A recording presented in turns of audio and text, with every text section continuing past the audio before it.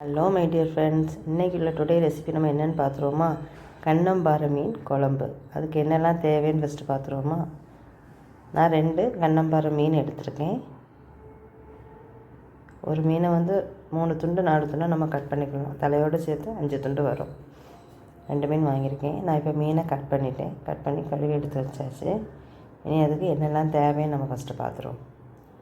அதுக்கு தேங்காய் அரைமுറി தேங்காய் திருவி வச்சுருக்கேன்.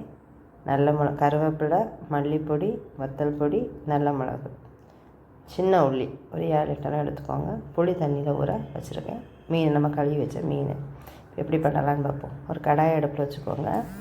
அதில் நம்ம எடுத்து வச்ச வத்தல் பொடி, மல்லிப்பொடி, நல்ல மிளகு, கருவேப்பிலை இதை போட்டு முதல்ல கொஞ்சம் ஃப்ரை பண்ணிக்கோங்க. அந்த ஆயிலில் இந்த எண்ணெயில் இந்த வத்தல் பொடி, மல்லிப்பொடியெலாம் நல்லா ஃப்ரை ஆகி வரணும். நமக்கு அந்த எண்ணெயிலே அது பொரிஞ்சு வரும்போது அந்த டேஸ்ட் நமக்கு நல்லாயிருக்கும். வத்தல் பொடி ஃப்ரை பண்ணி நம்ம கறி வைக்கும்போது நார்மலாக நம்ம பச்சை கறி வைப்போம்.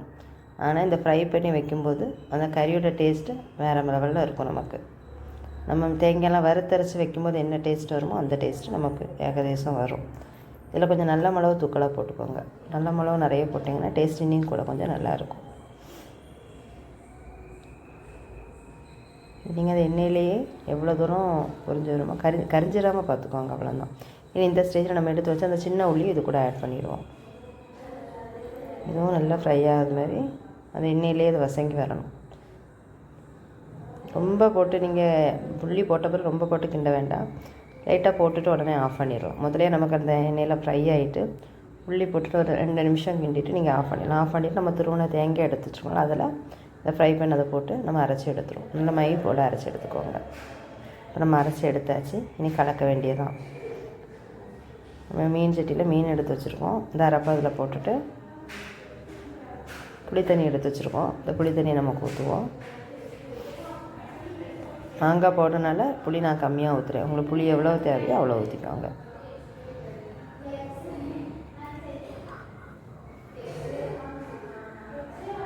தேவையான அளவு உப்பு போட்டுக்கோங்க. உப்பு புளியெல்லாம் கொஞ்சம் தூக்கலாக இருந்தால் தான் நம்ம சோறில் சாப்பிடும்போது ரைஸுக்கு ஊற்றி சாப்பிடும்போது நல்லாயிருக்கும். நம்ம கம்மியாக போட்டோன்னா கறி கொதித்து வரும்போது நமக்கு உப்பு புளி இல்லாதது மாதிரி இருக்கும். உப்பு புளி கொஞ்சம் தூக்கலாக இருக்கணும் நம்ம கலக்கி வாயில் வச்சு பார்க்கும்போது. இப்போ இதை கலக்கின பிறகு நம்ம எடுத்து வச்சுருக்க தக்காளியை போடுவோம். மாங்காய், பச்சை மிளகாய் வெட்டி வச்சுருக்கேன். அதையும் இது கூட ஆட் பண்ணிடுவோம். முருங்கைக்காய் இருந்தால் முருங்கைக்காய் போட்டுக்கோங்க. இனி அடுப்பை ஆன் பண்ணி நம்ம கறியை கொதிக்க வச்சுருவோம். மூடி வைக்காதீங்க. ஏன்னா மூடி வச்சிங்கன்னா அந்த கறி பொங்கி பாயும். ஏன்னா நம்ம நல்ல மிளகாய் ஆட் பண்ணியிருக்கோம். நல்ல மிளகாய் ஆட் பண்ணும்போது என்ன பண்ணுவோன்னா கறி பொங்கி பாயும் நமக்கு. அதனால் நீங்கள் மூடி வைக்காமல் பார்த்துக்கோங்க. ஆனால் மூடி நீங்கள் கொஞ்சம் பெரிய பாத்திரத்தில் வச்சாலும் மூடி வச்சாலும் அது கொதிக்கும். அதனால் மூடி வைக்காமலே நீங்கள்